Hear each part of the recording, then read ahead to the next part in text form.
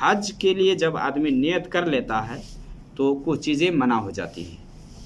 احرام جیسے ہی آدمی لگاتا ہے میقات پہ تو کچھ چیزیں منع ہو جاتی ہیں۔ حالت احرام میں وہ کام وہ نہیں کر سکتا ہے، اگر جان بوجھ کر کے کرے گا تو اس کے اوپر فدیہ لاگو ہے۔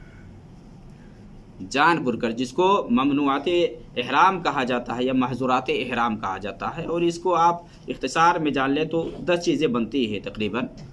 اس میں سے ایک چیز ہے، یعنی جیسے ہی آپ احرام لگا لیتے ہیں نا، احرام لگانے کے بعد کیا کیا کرنا منع ہے اور کیا کیا کرنا جائز ہے۔ تو جو چیز کرنا منع ہے، جو سب منع ہے حالت احرام میں، ان میں سے پہلی چیز ہے کہ سر کو ڈھانکنا کسی بھی چیز سے، اور یہ مرد کے لیے ہے، عورت کے لیے نہیں۔ کسی بھی چیز سے سر کا ڈھانپنا یہ منع ہے، یہ محظورات احرام میں سے ہے۔ اگر بھول چک میں ہو جائے، بھول چک میں، تو جیسے یاد آئے ہٹا لے، اس کے اوپر کچھ نہیں۔ لا یؤاخذکم اللہ باللغو، کیا ہے؟ ربنا لا تؤاخذنا ان نسینا واخطانا، یعنی بھول کر کے غلطی سے ہو جائے تو اس پر مواخذہ نہیں ہے۔ لیکن جان بوجھ کر کے اگر سر کو ڈھانپتا ہے تو اس کے اوپر فدیہ ہے۔ فدیہ کیا ہے ابھی دیکھیں گے۔ تو یہ ایک تو ہے سر کا ڈھانپنا، دوسری چیز ہے بال کاٹنا، جسم کے چاہے سر کا بال ہو یا چاہے جسم کے کسی بھی حصے کا بال ہو، یہ کاٹنا یہ بھی منع ہے۔ اور تیسری چیز اس میں ہے ناخن کاٹنا، چاہے ہاتھوں کے آپ ناخن کاٹ رہے ہوں، چاہے پیروں کے ناخن کاٹ رہے ہوں، جو بھی ہو تو یہ منع ہے حالت احرام میں۔ اسی طرح سے خوشبو لگانا بھی یہ منع ہے۔ اور دیکھیے، ایک آدمی اگر احرام لگانے سے پہلے جسم میں غسل کرنے کے بعد اگر خوشبو لگاتا ہے، جسم میں اگر خوشبو لگ جائے تو وہ مسئلہ نہیں۔ اگر احرام وغیرہ میں لگ جائے، اس طرح کی ظاہر ہو جائے تو اس کو دھلنا ہوگا، وہاں جسم میں ہے تو کوئی فرق نہیں پڑے گا۔ احرام لگانے کے بعد خوشبو لگانا یہ منع ہے۔ اسی طرح سے سلے ہوئے کپڑا پہننا، کوئی بھی سلا ہوا کپڑا آدمی اگر پہنتا ہے، سلا ہوا کپڑا، جیسا کہ نبی صلی اللہ علیہ وسلم کی حدیث ہے کہ آپ صلی اللہ علیہ وسلم نے فرمایا کہ ایک محرم آدمی قمیص نہیں پہنے گا، شلوار نہیں پہنے گا، ٹوپی نہیں پہنے گا، عمامہ نہیں لگائے گا، اسی طرح سے خوشبو یا ورس جس کو کہا جاتا ہے، خوشبو کی قسموں میں سے ایک ہے، یہ سب نہیں لگائے گا۔ اسی طرح سے وہ موزے نہیں لگائے گا، وہ موزہ نہیں لگائے گا۔ ہاں، اگر کسی کے پاس جوتا نہیں ہے یا چپل نہیں ہے تو موزے کو ٹخنے سے نیچے سے کاٹ کر کے وہ لگا سکتا ہے، یہ محظورات احرام میں سے ہے۔ عورت ہے تو عورت کے لیے ہے کہ حالت جب وہ احرام کے کپڑے لگا لیتی ہے یا نیت کر لیتی ہے تو وہ نقاب نہیں لگائے گی اور نہ تو دستانے لگائے گی وہ ہاتھ میں۔ نبی صلی اللہ علیہ وسلم کی حدیث ہے، صحیح بخاری کے اندر، لا تنتقب المرأة المحرمہ ولا تلبس القفازین، کہ یہ جو احرام میں ہوتی ہے نا، اس کے لیے نقاب لگانا یا برقع لگانا اس طرح سے منع ہے۔ اسی طرح سے ہاتھ میں دستانہ لگانا یہ منع ہے۔ ہاں، پردے کی بات آتی ہے، اجانب اگر آ جائے سامنے میں تو وہاں اوڑھنی وغیرہ یا دوپٹہ وغیرہ سے وہ کیا کرے گی؟ چھپا لے گی، چہرے کو چھپائے گی۔ ورنہ حالت احرام میں چہرہ کو کھولنا ہے اور نقاب وغیرہ نہیں لگانا ہے، اسی طرح سے دستانے نہیں لگانے ہیں۔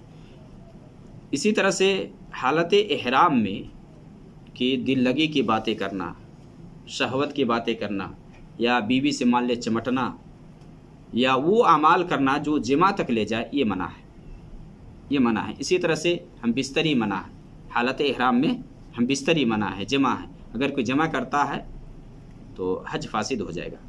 اسی طرح سے شکار کرنا، خشکی کا شکار کرنا، یہ بھی منع ہے، حالت احرام میں شکار نہیں کر سکتا ہے وہ۔ قرآن میں اللہ رب العالمین نے فرمایا ہے، یا ایھا الذین آمنوا لا تقتلوا الصید وانتم الحرم، کہ شکار نہیں کرنا ہے۔ ہاں، اگر کوئی آدمی کر لیتا ہے تو اس کے جرمانے کے سلسلے میں ہم جانیں گے۔ تو یہ سب کام کیا ہے؟ یہ منع ہے حالت احرام میں، یعنی محظورات سے مراد یا ممنوع سے مراد وہ اعمال کہ جن کے کرنے سے شارع نے منع فرمایا ہے، جن کے کرنے سے منع فرمایا ہے۔ اگر کوئی ان میں سے کسی کا مرتکب ہوتا ہے، کرتا ہے، تو اس کے اوپر فدیہ ہے۔ فدیہ کیا ہے؟ اچھا، یہ سب جو بات ابھی میں نے کی ہے، جان بوجھ کر کے اگر کوئی کرے تو، بھول کر کے اگر ہو جائے تو اس پر مواخذہ نہیں، یہ ذہن میں بات رکھے۔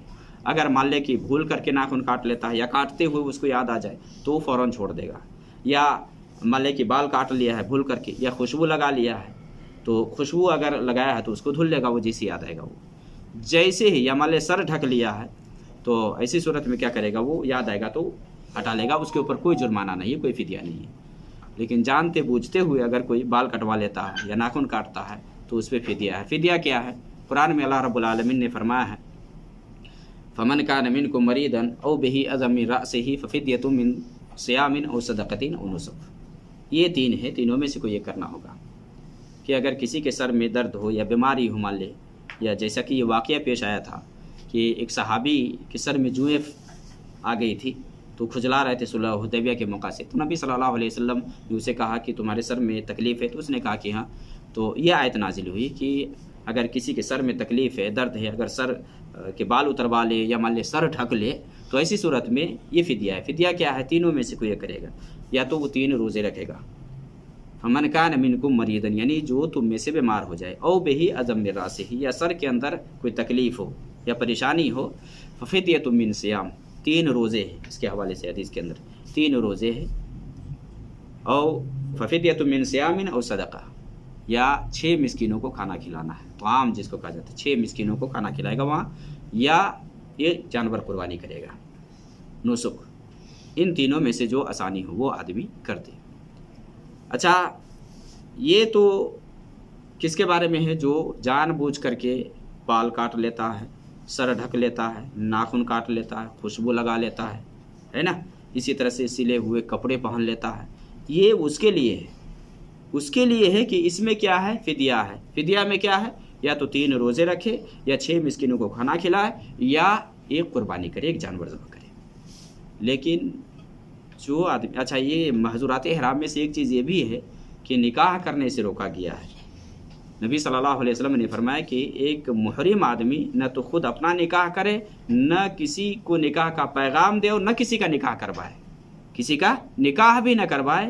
اگر کوئی ایسا کر لیتا ہے، نکاح مان لے خود کر لیتا ہے، یا کسی کا نکاح کروا دیتا ہے، یا کسی کو نکاح کا پیغام دیتا ہے، تو اس پہ فدیہ نہیں، اس پہ جرمانہ نہیں ہے۔ اس کے بارے میں اتنا ہے کہ وہ توبہ استغفار کرے گا، یا اس کے علاوہ دیگر جو ممنوع کام جیسا کہ مان لے غیبت، چگلی ہے، تو یہ سب کے لیے توبہ استغفار ہے، تو وہاں توبہ استغفار ہے۔ جمع اگر کر لے، جمع اگر کرتا ہے تو اس کا حج فاسد ہو جائے گا، برباد ہو جائے گا۔ اس کے اوپر یہ ضروری ہے کہ وہ حج کو مکمل کرے، اور پھر آئندہ سال اس حج کی قضا کرے گا، وہ پھر سے کرے گا وہ حج، ہاں، قربانی دے گا، بکری ذبح کرے گا، یا بعض علماء نے اونٹ کا ذکر کیا ہے کہ اونٹ وہ ذبح کرے گا اگر جمع کر لیتا ہے۔ تو اگر شکار کرتا ہے، کوئی شکار کر لیتا ہے، چونکہ حالت احرام میں شکار کرنا، خشکی کا شکار کرنا یہ منع ہے محرم کے لیے۔ اب کوئی محرم آدمی اگر شکار کر لیتا ہے تو اس کا بدلہ کیا ہے کہ اسی کی مثل وہ جانور دے گا، اسی کی مثل وہ جانور ذبح کرے گا۔ مان لے کہ کوئی آدمی گائے کا شکار کر لیتا ہے، یا گائے کو قتل کر دیتا ہے، تو اس کے بدلے میں وہ مان لے اسی کے ہم مثل، جیسا مان لے کہ نیل گائے ہے وہ دے گا، یا اس کی قیمت دے گا، غریب اور مسکینوں کو دیا جائے گا۔ تو یہ محظورات احرام ہے کہ جس سے بچنا ضروری ہے۔ ہاں، بھول چوک میں اگر ہو جائے تو اس پر مواخذہ نہیں ہے، لیکن جانتے اور بوجھتے ہوئے اگر کوئی یہ سب کرے تو اس کے اوپر یہ فدیہ ہے یا یہ جرمانہ ہے۔ اگر حج کو فاسد کر لیتا ہے، مان لیا، وہ قرآن میں اللہ تعالیٰ نے فرمایا ہے نا، فمن حج فلا رفث ولا فسوق ولا جدال فی الحج، کہ جو حج کرے وہ دل لگی کی باتیں نہ کرے، اسی طرح سے گناہ کے کام نہ کرے۔ حج کے اندر یہ سب دل لگی کی باتیں کرنا، اور اسی طرح سے جمع وغیرہ یہ سب کرنا یہ منع ہے۔ تو حج آدمی کرنے کے لیے جاتا ہے تو صبر و تحمل سے کام لے، اور اللہ کے لیے حج کرے، اور وہ اعمال انجام دے کہ جو اللہ رب العالمین نے حکم دیا ہے، یا نبی صلی اللہ علیہ وسلم نے جس طریقے سے حج کرنے کو کہا ہے اس طریقے سے آدمی حج کرے، اور ان کاموں سے دور رہے جن کاموں سے حج برباد ہو جائے، یا جن کے کرنے پر فدیہ یا جرمانہ عائد ہو۔